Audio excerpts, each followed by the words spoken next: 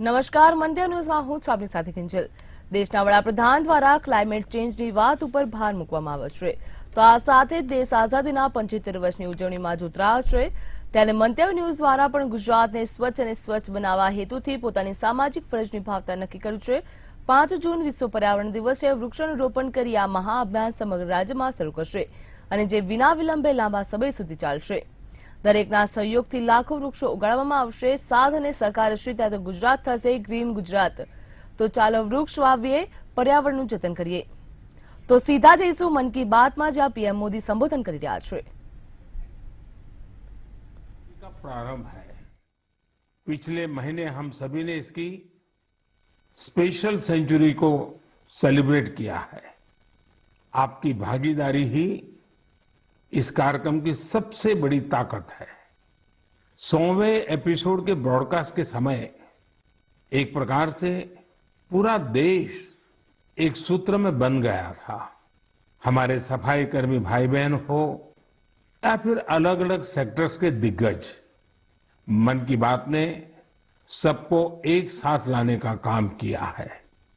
आप सभी ने जो आत्मीयता और स्नेह मन की बात के लिए दिखाया है, वो अभूतपूर्व है, भावुक कर देने वाला है। जब मन की बात का प्रसारण हुआ तो उस समय दुनिया के अलग अलग देशों में, अलग अलग टाइम जोन में कहीं शाम हो रही थी तो कहीं देर रात थी। इसके बावजूद बड़ी संख्या में लोगों ने 100वें एपिसोड को सुनने के लिए समय निकाला। मैंने हजारों मील दूर न्यूजीलैंड का वो वीडियो भी देखा जिसमें 100 वर्ष की एक माताजी अपना आशीर्वाद दे रही हैं। मन की बात को लेकर देश विदेश के लोगों ने अपने विचार रखे हैं। बहुत सारे लोगों ने कंस्ट्रक्टिव एनालिसिस भी किया है। लोगों ने इस बात को अप्रिशिएट किया है कि मन की बात में देश और देशवासियों की उपलब्धियों की ही चर्चा होती है। मैं एक बार फिर आप सभी को इस आशीर्वाद के लिए पूरे आदर के साथ धन्यवाद देता हूं। मेरे प्यारे देशवासियों, बीते दिनों हमने मन की बात में काशी तमिल संगमम की बात की, सौराष्ट्र तमिल संगमम की बात की। कुछ समय पहले ही वाराणसी में काशी तेलुगु संगमम भी हुआ। एक भारत श्रेष्ठ भारत की भावना को ताकत देने वाला ऐसे ही एक और अनूठा प्रयास देश में हुआ है। ये प्रयास है युवा संगम का। मैंने सोचा इस बारे में विस्तार से क्यों ना उन्हीं लोगों से पूछा जाए जो इस अनूठे प्रयास का हिस्सा रहे हैं। इसलिए अभी मेरे साथ फोन पर 2 युवा जुड़े हुए हैं। एक है अरुणाचल प्रदेश के ग्यामर न्योकुम जी और दूसरी बेटी है बिहार की बिटिया विशाखा सिंह जी। आइए पहले हम ग्यामर न्योकुम जी से बात करते हैं। ग्यामर जी नमस्ते। नमस्ते मोदी जी। अच्छा ग्यामर जी, जरा सबसे पहले तो मैं आपके विषय में जानना चाहता हूँ।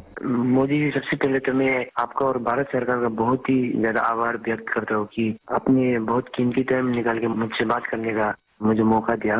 मैं national institute of technology Arunachal Pradesh में फर्स्ट ईयर में मैकेनिकल इंजीनियरिंग में पढ़ रहा हूँ। और परिवार में क्या करते हैं पिताजी वगैरह?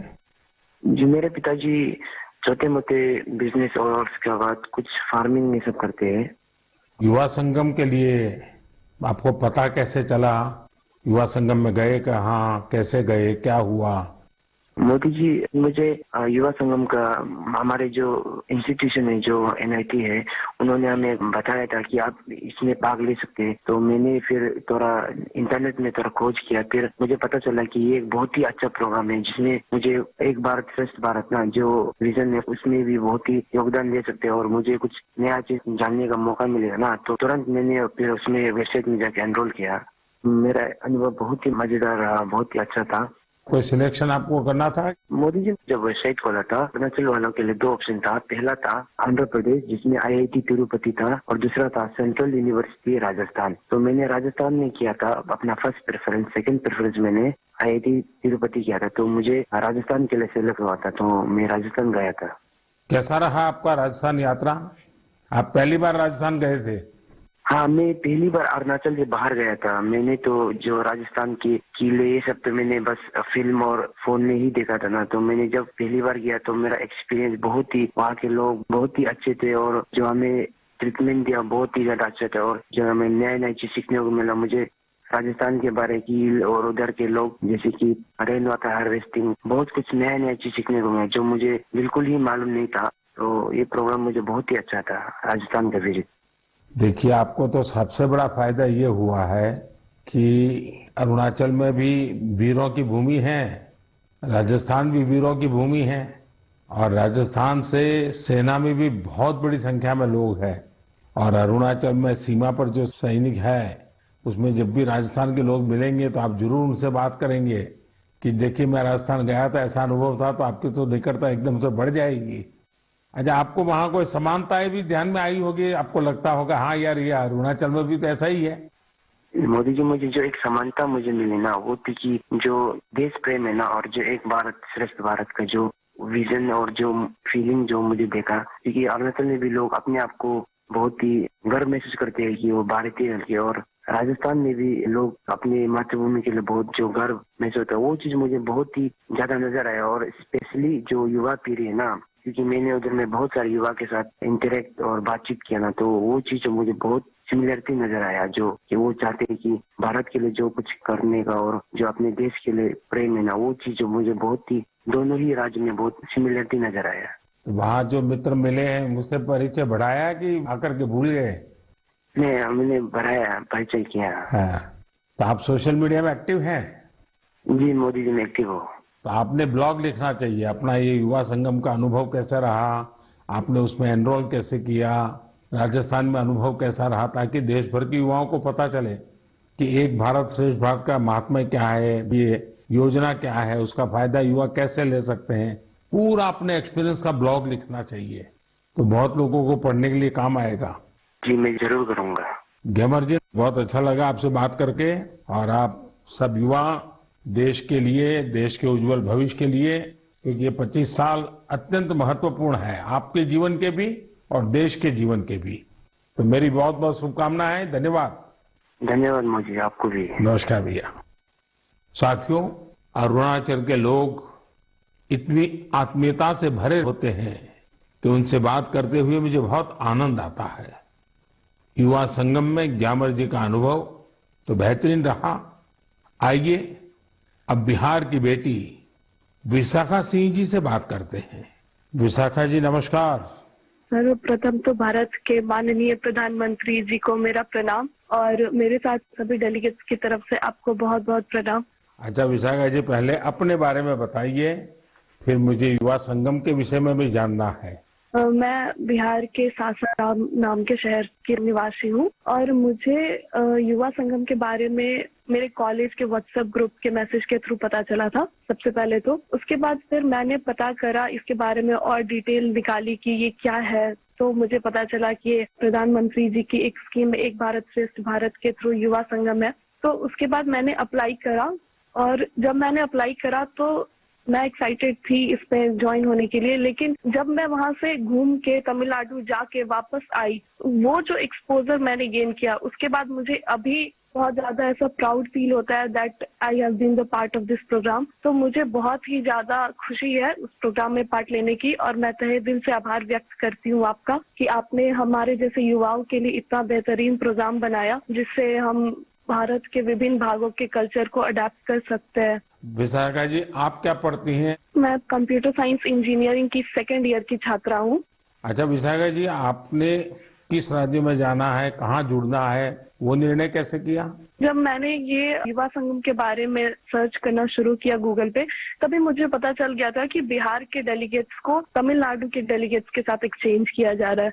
तमिलनाडु काफी रिच कल्चरल स्टेट है हमारे कंट्री का। तो उस टाइम भी मैंने जब ये जाना, ये देखा कि बिहार वालों को तमिलनाडु भेजा जा रहा है, तो इसने भी मुझे बहुत ज्यादा मदद किया ये डिसीजन लेने में कि मुझे फॉर्म फिल करना चाहिए, वहाँ जाना चाहिए या नहीं। और मैं सच में आज बहुत ज्यादा गौरवान्वित महसूस करती हूँ कि मैंने इसमें पार्ट लिया और मुझे बहुत खुशी है। आपका पहली बार जाना हुआ तमिलनाडु? जी, मैं पहली बार गई थी।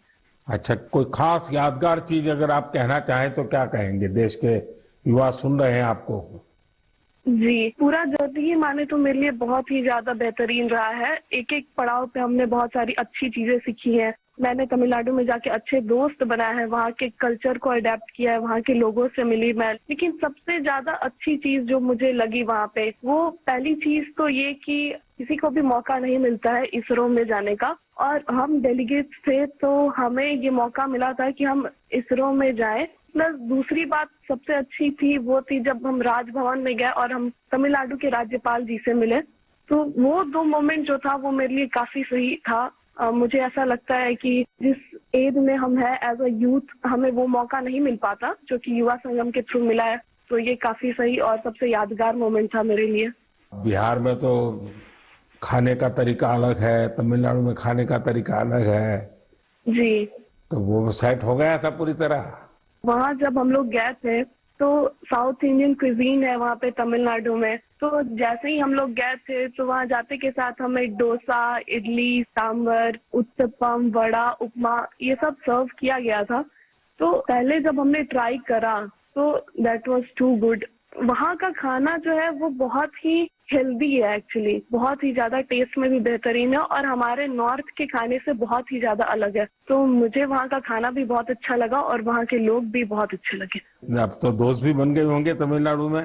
जी जी, वहाँ पे हम रुके थे NIT त्रिची में, उसके बाद IIT मद्रास में। तो उन दोनों जगह के स्टूडेंट से तो मेरी दोस्ती हो गई है। प्लस बीच में एक CII का वेलकम सेरेमनी था, तो वहाँ पे वहाँ के आसपास के कॉलेज के भी बहुत सारे स्टूडेंट्स आए थे।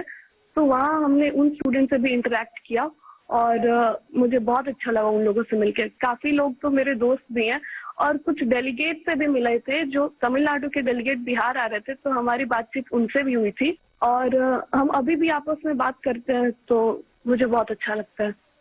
तो विशाखा जी, आप एक ब्लॉग लिखिए और सोशल मीडिया पे ये आपको पूरा अनुभव, एक तो इस युवा संगम का, फिर एक भारत श्रेष्ठ भारत का, और फिर तमिलनाडु में अपनापन जो मिला, जो आपको स्वागत सत्कार हुआ, तमिल लोगों का प्यार मिला, ये सारी चीजें देश को बताइए आप। तो लिखोगे आप? जी जरूर। तो मेरी तरफ से आपको बहुत शुभकामना है और बहुत बहुत धन्यवाद। जी, थैंक यू सो मच। नमस्कार। ग्यामर और विशाखा, आपको मेरी बहुत बहुत शुभकामनाएं। युवा संगम में आपने जो सीखा है वो जीवन पर्यंत आपके साथ रहे, यही मेरी आप सबके प्रति शुभकामना है। साथियों, भारत की शक्ति इसकी विविधता में है। हमारे देश में देखने के लिए बहुत कुछ है। इसी को देखते हुए एजुकेशन मिनिस्ट्री ने युवा संगम नाम से एक बेहतरीन पहल की है। इस पहल का उद्देश्य पीपल टू पीपल कनेक्ट बढ़ाने के साथ ही देश के युवाओं को आपस में घुलने मिलने का मौका देना। विभिन्न राज्यों के उच्च शिक्षा संस्थानों को इससे जोड़ा गया है। युवा संगम में युवा दूसरे राज्यों के शहरों और गांवों में जाते हैं। उन्हें अलग अलग तरह के लोगों के साथ मिलने का मौका मिलता है। युवा संगम के फर्स्ट राउंड में लगभग 1200 युवा देश के 22 राज्यों का दौरा कर चुके हैं। जो भी युवा इसका हिस्सा बने हैं वे अपने साथ ऐसी यादें लेकर वापस लौट रहे हैं जो जीवन भर उनके हृदय में बसी रहेगी।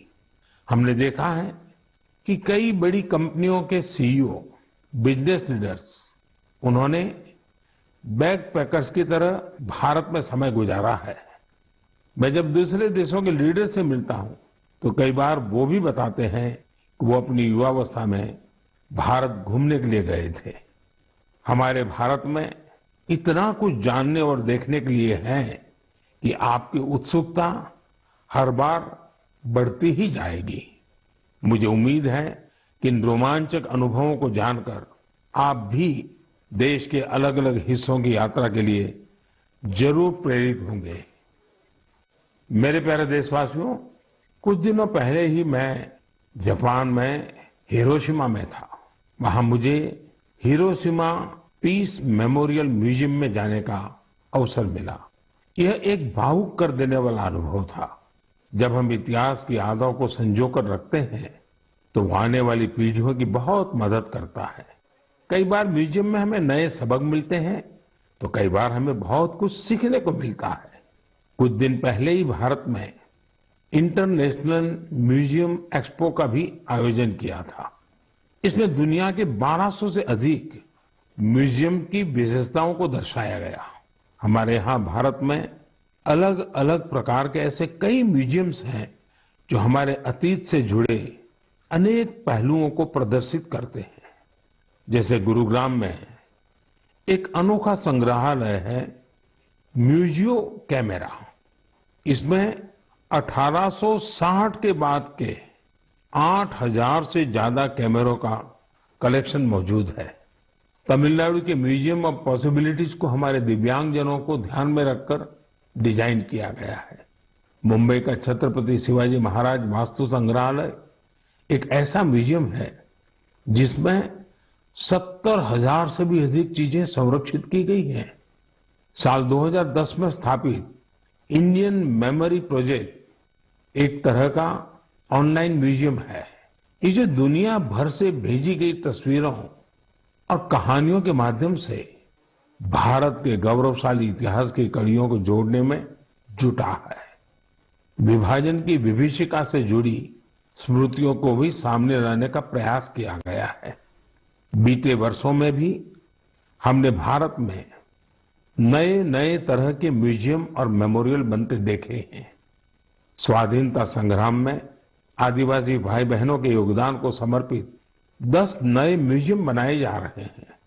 कोलकाता के विक्टोरिया मेमोरियल में विप्लवी भारत गैलरी हो या फिर जलियांवाला बाग मेमोरियल का पुनरुद्धार, देश के सभी पूर्व प्रधानमंत्रियों को समर्पित पीएम म्यूजियम भी आज दिल्ली की शोभा बढ़ा रहा है। दिल्ली में ही नेशनल वॉर मेमोरियल और पुलिस मेमोरियल में हर रोज अनेकों लोग शहीदों को नमन करने आते हैं। ऐतिहासिक दांडी यात्रा को समर्पित दांडी मेमोरियल हो या फिर स्टैच्यू ऑफ यूनिटी म्यूजियम, खैर मुझे यहीं रुक जाना पड़ेगा क्योंकि देश भर में म्यूजियम्स की लिस्ट काफी लंबी है और पहली बार देश में सभी म्यूजियम्स के बारे में जरूरी जानकारियों को कंपाइल भी किया गया है। म्यूजियम किस थीम पर आधारित है, वहां किस तरह की वस्तुएं रखी हैं, वहां की कॉन्टैक्ट डिटेल्स क्या है, ये सब कुछ एक ऑनलाइन डायरेक्टरी में समाहित है। मेरा आपसे आग्रह है कि आपको जब भी मौका मिले अपने देश के इन म्यूजियम्स को देखने जरूर जाएं। आप वहां की आकर्षक तस्वीरों को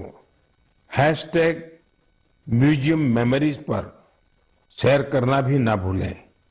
इससे अपनी वैभवशाली संस्कृति के साथ हम भारतीयों का जुड़ाव और मजबूत होगा। मेरे प्यारे देशवासियों, हम सब ने एक कहावत कई बार सुनी होगी, बार बार सुनी होगी, बिन पानी सब सून, बिना पानी जीवन पर संकट तो रहता ही है, व्यक्ति और देश का विकास भी ठप पड़ जाता है।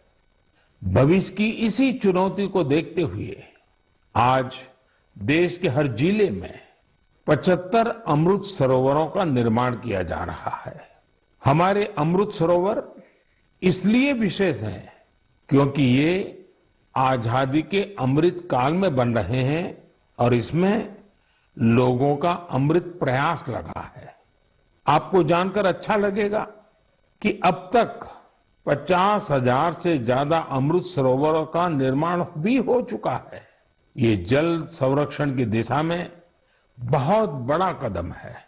साथियों, हम हर गर्मी में इसी तरह पानी से जुड़ी चुनौतियों के बारे में बात करते रहते हैं। इस बार भी हम इस विषय को लेंगे, लेकिन इस बार चर्चा करेंगे जल संरक्षण से जुड़े स्टार्टअप्स की। एक स्टार्टअप है फ्लॉक्स जेन। ये स्टार्टअप IoT एनेबल्ड तकनीक के जरिए वाटर मैनेजमेंट के विकल्प देता है। ये टेक्नोलॉजी पानी के इस्तेमाल के पैटर्न्स बताएगा और पानी के प्रभावी इस्तेमाल में मदद करेगा। एक और स्टार्टअप है लिव एंड सेंस। ये आर्टिफिशियल इंटेलिजेंस और मशीन लर्निंग पर आधारित प्लेटफॉर्म है। इसकी मदद से वाटर डिस्ट्रीब्यूशन की प्रभावी निगरानी की जा सकेगी। इससे ये भी पता चल सकेगा कि कहां कितना पानी बर्बाद हो रहा है। एक और स्टार्टअप है कुंभी कागज। ये कुंभी कागज ऐसा विषय है, मुझे पक्का विश्वास है आपको भी बहुत पसंद आएगा। कुंभी कागज स्टार्टअप उसने एक विशेष काम शुरू किया है। वे जल कुंभी से कागज बनाने का काम कर रहे हैं। यानी जो जलकुंभी कभी जल स्रोतों के लिए एक समस्या समझी जाती थी, उसी से अब कागज बनने लगा है। साथियों, कई युवा अगर इनोवेशन और टेक्नोलॉजी के जरिए काम कर रहे हैं, तो कई युवा ऐसे भी हैं जो समाज को जागरूक करने के मिशन में भी लगे हुए हैं। जैसे कि छत्तीसगढ़ में बालोद जिले के युवा हैं। यहां के युवाओं ने पानी बचाने के लिए एक अभियान शुरू किया है। ये घर घर जाकर लोगों को जल संरक्षण के लिए जागरूक करते हैं। कहीं शादी ब्याह जैसा कोई आयोजन होता है तो युवाओं का ये ग्रुप वहां जाकर पानी का दुरुपयोग कैसे रोका जा सकता है, इसकी जानकारी देता है। पानी के सदुपयोग से जुड़ा एक प्रेरक प्रयास झारखंड के खूंटी जिले में भी हो रहा है। खूंटी में लोगों ने पानी के संकट से निपटने के लिए बोरी बांध का रास्ता निकाला है। बोरी बांध से पानी इकट्ठा होने के कारण यहां साग सब्जियां भी पैदा होने लगी हैं। इससे लोगों की आमदनी भी बढ़ रही है और इलाके की जरूरतें भी पूरी हो रही हैं। जन भागीदारी का कोई भी प्रयास कैसे कई बदलावों को साथ लेकर आता है, खूंटी इसका एक आकर्षक उदाहरण बन गया है।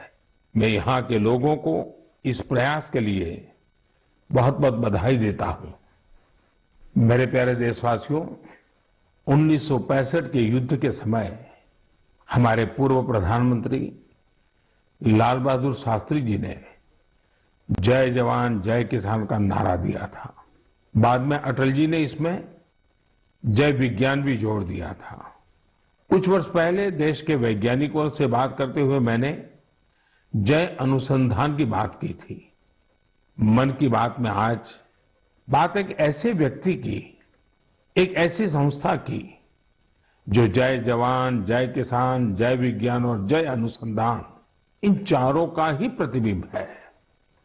ये सज्जन है महाराष्ट्र के श्रीमान शिवाजी शामराव डोले जी। शिवाजी डोले नासिक जिले के एक छोटे से गांव के रहने वाले हैं। वो गरीब आदिवासी किसान परिवार से आते हैं और एक पूर्व सैनिक भी हैं। फौज में रहते हुए उन्होंने अपना जीवन देश के लिए लगाया। रिटायर होने के बाद उन्होंने कुछ नया सीखने का फैसला किया और एग्रीकल्चर में डिप्लोमा किया। यानी वो जय जवान से जय किसान की तरफ बढ़ चले। अब हर पल उनकी कोशिश यही रहती है कि कैसे कृषि क्षेत्र में अपना अधिक से अधिक योगदान दें। अपने इस अभियान में शिवाजी डोले जी ने 20 लोगों की एक छोटी सी टीम बनाई और कुछ पूर्व सैनिकों को भी इसमें जोड़ा। इसके बाद उनकी इस टीम ने Venkateshwar cooperative power and agro processing limited नाम की एक सहकारी संस्था का प्रबंधन अपने हाथ में ले लिया। ये सहकारी संस्था निष्क्रिय पड़ी थी, जिसे रिवाइव करने का बीड़ा उन्होंने उठाया। देखते ही देखते आज वेंकटेश्वर कोऑपरेटिव का विस्तार कई जिलों में हो गया है। आज ये टीम महाराष्ट्र और कर्नाटका में काम कर रही है। इससे करीब 18,000 लोग जुड़े हैं, जिनमें काफी संख्या में हमारे एक्स सर्विसमैन भी हैं। नासिक के मालेगांव में इस टीम के सदस्य 500 एकड़ से ज्यादा जमीन में एग्रो फार्मिंग कर रहे हैं। ये टीम जल संरक्षण के लिए भी कई तालाब भी बनवाने में जुटी है। खास बात यह है कि इन्होंने ऑर्गेनिक फार्मिंग और डेयरी भी शुरू की है। अब इनके उगाए अंगूरों को यूरोप में भी एक्सपोर्ट किया जा रहा है। इस टीम की जो दो बड़ी विशेषताएं हैं जिसने मेरा ध्यान आकर्षित किया है, वो ये है जय विज्ञान और जय अनुसंधान। इसके सदस्य टेक्नोलॉजी और मॉडर्न एग्रो प्रैक्टिसेस का अधिक से अधिक उपयोग कर रहे हैं। दूसरी विशेषता यह है कि वे एक्सपोर्ट के लिए जरूरी कई तरह के सर्टिफिकेशन पर भी फोकस कर रहे हैं। सहकार से समृद्धि की भावना के साथ काम कर रही इस टीम की मैं सराहना करता हूं। इस प्रयास से न सिर्फ बड़ी संख्या में लोगों का सशक्तिकरण हुआ है, बल्कि आजीविका के अनेक साधन भी बने हैं। मुझे उम्मीद है यह प्रयास मन की बात के हर श्रोता को प्रेरित करेगा। मेरे प्यारे देशवासियों, आज 28 मई को महान स्वतंत्रता सेनानी वीर सावरकर जी की जयंती है। उनके त्याग, साहस और संकल्प शक्ति से जुड़ी गाथाएं आज भी हम सबको प्रेरित करती हैं। मैं वो दिन भूल नहीं सकता जब मैं अंडमान में उस कोठरी में गया था जहां वीर सावरकर ने काला पानी की सजा काटी थी। वीर सावरकर का व्यक्तित्व दृढ़ता और विशालता से समाहित था। उनके निर्भीक और स्वाभिमानी स्वभाव को गुलामी की मानसिकता बिल्कुल भी रास नहीं आती थी। स्वतंत्रता आंदोलन ही नहीं, सामाजिक समानता और सामाजिक न्याय के लिए भी वीर सावरकर ने जितना कुछ किया उसे आज भी याद किया जाता है। વડાપ્રધાન નરેન્દ્ર મોદી દ્વારા કહેવામાં આવ્યું કે તમારો સ્નેહ અભૂતપૂર્વ છે, તો મન કી બાતની બીજી સેન્ચુરીનો પ્રારંભ થઈ ગયો છે તેવું પણ વડાપ્રધાન નરેન્દ્ર મોદી દ્વારા કહેવામાં આવ્યું।